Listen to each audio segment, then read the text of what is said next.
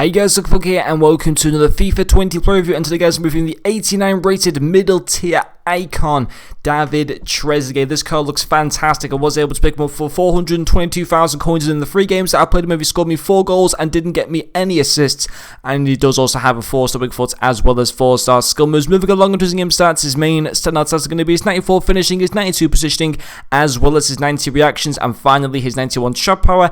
And I did also have the Hawk chemistry style applied to this Trezeguet card. Apologies guys for no video yesterday. I did see that there was a flashback Juan Mata, but ridiculous requirements for the 87 rated card. He had an 89 rated UEL moments card last year that required just an 83 rated squad, so there was no chance I was doing like an 84 and an 85 squad or whatever it was for just an 87 rated flashback card this year. 100% not worth it. And also Gnabry, as fantastic as he looks, he just doesn't fit into my team, so I wasn't going to do a review on him. I did want to try and get a review on Rui Costa today guys, but unfortunately I still haven't unlocked him. I need 4 more wins with the Brazilian team to be able to unlock him. Hopefully I can get him tomorrow, but the chances are with the form that I've had with FIFA recently, I probably won't even unlock him tomorrow. So the chances are there should be a Rui Costa review hopefully out on Thursday or Friday. And so I thought I'd try and get maybe some other icon reviews out. So I'm going to be doing the 89 David Trezeguet today. Now I did have him as a super sub.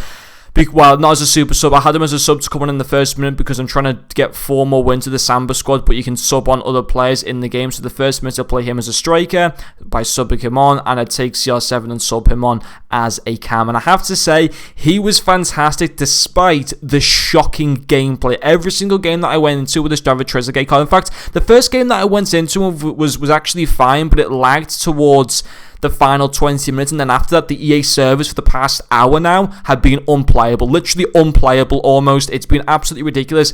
I tell you what, if there was no lag, he would have done even much better, but even despite like the lag, which just wasn't my fault, everyone else is experiencing it as well.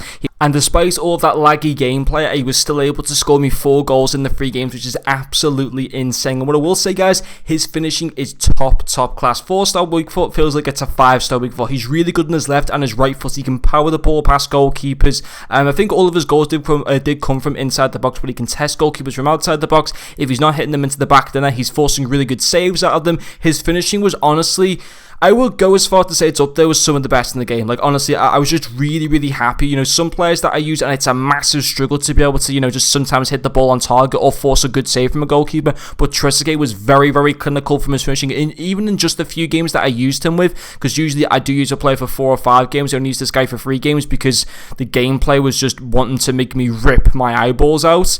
Even despite that, honestly, his finishing, I could just notice was just, it was nice. You know, there was that zap to it and stuff like that. There was that crispiness. It was just, it was brilliant. Yeah, and then the second pro as well will also be his strength. He is at the height of 6'2", which is good, and he's also got 84 strength. He is a pretty good physical player. He can muscle players off the ball. He's very strong. He very rarely ever gets beaten by a defender for physicality and stuff. He's not slow, but at the same time he's not massively quick. But what I will say is, a lot of people who look at this Trezeguet card might think there's agility and balance is a bit of an issue. It actually isn't. I don't think he felt that clunky. Don't get me wrong, I don't think he feels like the most smoothest of players at the same time, but he certainly didn't feel that clunky to use on the ball. You know, he can move about a bit. He isn't too bad when it comes to dribbling. He obviously isn't fantastic, but he's not that bad at the same time. But yeah, he actually was pretty decent to kind of use with on the ball and kind of dribble past players. He can actually do that. So on the whole, I was very impressed with him. It's just it's just such a massive shame with the EA servers and that, you know, they've practically almost ruined this video, but I can't go 2 days without a video, guys, because I like to try and upload as often as I can onto this channel, and I'm not going to let EA stop me from making a video because they probably want me. You know what, honestly, I sometimes think EA does this on purpose just to annoy me, like seriously. Maybe I'm kind of being a bit silly now and overreacting, but you know, listen, I'm frustrated, and I'm sure a lot of you guys watching this video can probably understand that. It happens. I try not to be frustrated in my videos, but today and how FIFA's been the past few days, it's just been I won't lie, I've dreaded playing the game. Absolutely dreaded it. But as soon as I get Rui Costa, guys, hopefully it's going to be a lot better. I can start going back and using my main team, and hopefully all should be good. But anyway, guys, thank you very much for watching this video, and I'll see you guys later.